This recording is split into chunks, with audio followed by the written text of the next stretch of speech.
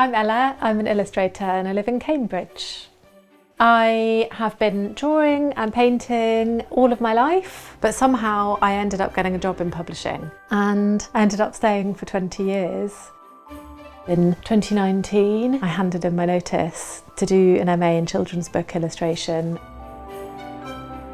I came across Ella's work at the Anglia Children's Book Illustration course.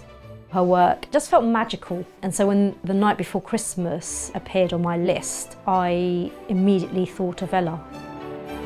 I got an email completely out of the blue, and I remember afterwards I went up to my son and I was like, you wouldn't believe what happened. It was like a dream project.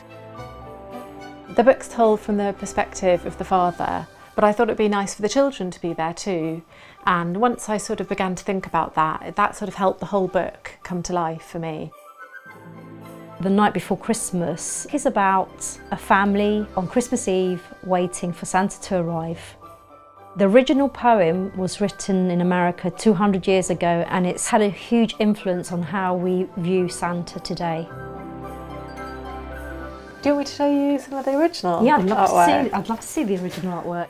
Like underneath I do acrylic ink, and then when I've done that, then I'll do some watercolour, and then I do the colour pencils as well. It's great, it has real movement. This probably took me 2 or 3 days to paint. Okay. Because of all the detail and all of the pencil and doing all the tiles and the children's room has got all the toys. Yeah, they've got some little train sets there.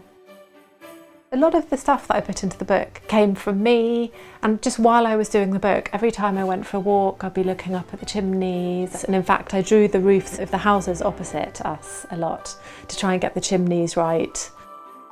This book is Ella's illustration and artwork from cover to cover. Every page is just full-on illustration.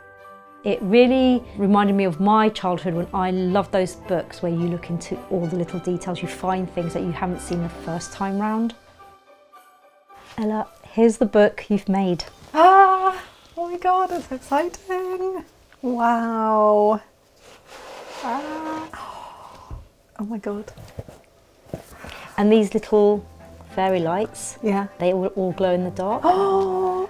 Raquel and I had quite a few phone conversations talking about what we could do to make this book interesting. And the idea of glow in the dark, you can just imagine the child reading it at night and then putting the book down, but the book will still be there, it'll be glowing. We were both so excited about that possibility. I don't think I've ever seen a book so beautifully bound before. So gorgeous. This is the book sewn and not glued, and of course it'll last for generations, you know, because it's not going to fall apart. Yeah. Shall we just look at this spread? Wow! We wanted to have the moment when Father Christmas appears in the sky to have impact, and when we decided to do gatefold, it just felt like the right thing. It's amazing to hold that book in my hands for the first time. I can't really put it into words, the feeling of pride I have, and I'm just so honoured to have been part of creating a book which I know that parents and children can share together for generations to come, I hope. It's just really exciting to be part of that.